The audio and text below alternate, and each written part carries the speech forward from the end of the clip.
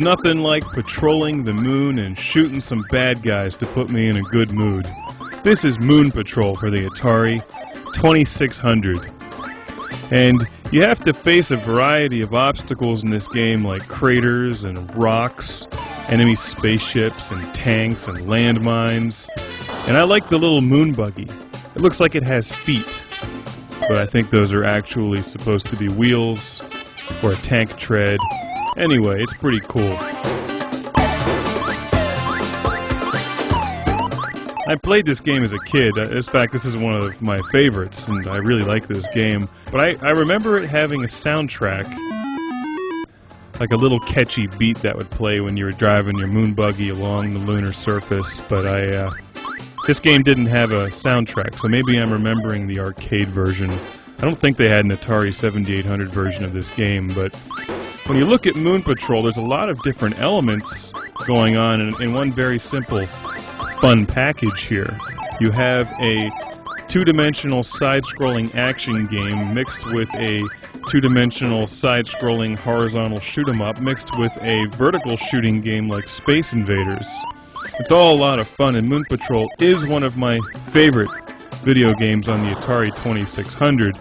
It's far from perfect because it turns into a game of memorization because you have to jump fairly early to get over the obstacles and land exactly where you need to be.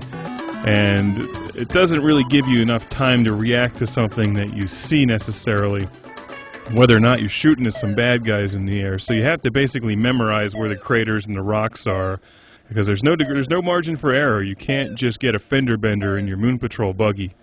Like, if you hit the edge of a crater, you just blow the f*** up. And that sucks.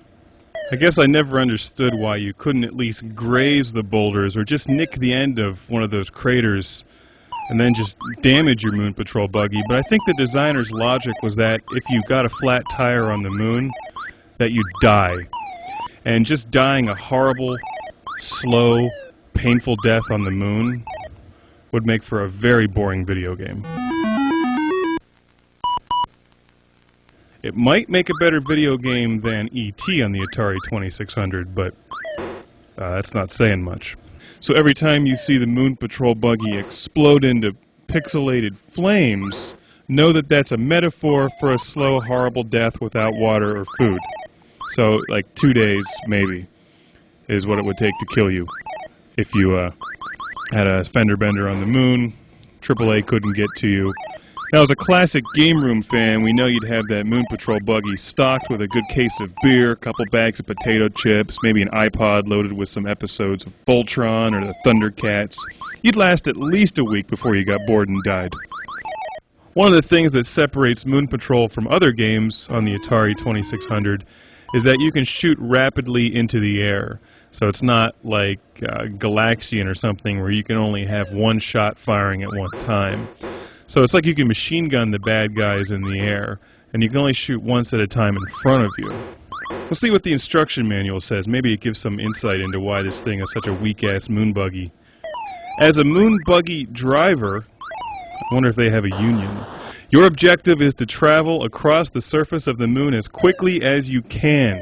The manual doesn't tell you why you're driving so quickly along the surface of the moon, but I've already figured that out. It's because in 1983, before the days of TiVo and DVRs, if you wanted to catch the A-Team, you had to get home on time. You were out doing some work on the surface of the moon, maybe working with the moisture evaporators. The A-Team is on in a few minutes. You've got to get home, no matter what the cost. Because if you miss the first 5 minutes of the A-Team, you've missed the whole episode. Like, why does Faceman look just like Starbuck from Battlestar Galactica? Why is the guy from Breakfast at Tiffany's the leader of the A-Team? Why is Ensign Barclay out of the holodeck? And why did Mr. T just throw somebody through a plate glass window? Seriously, he did that in every episode, and it never got old.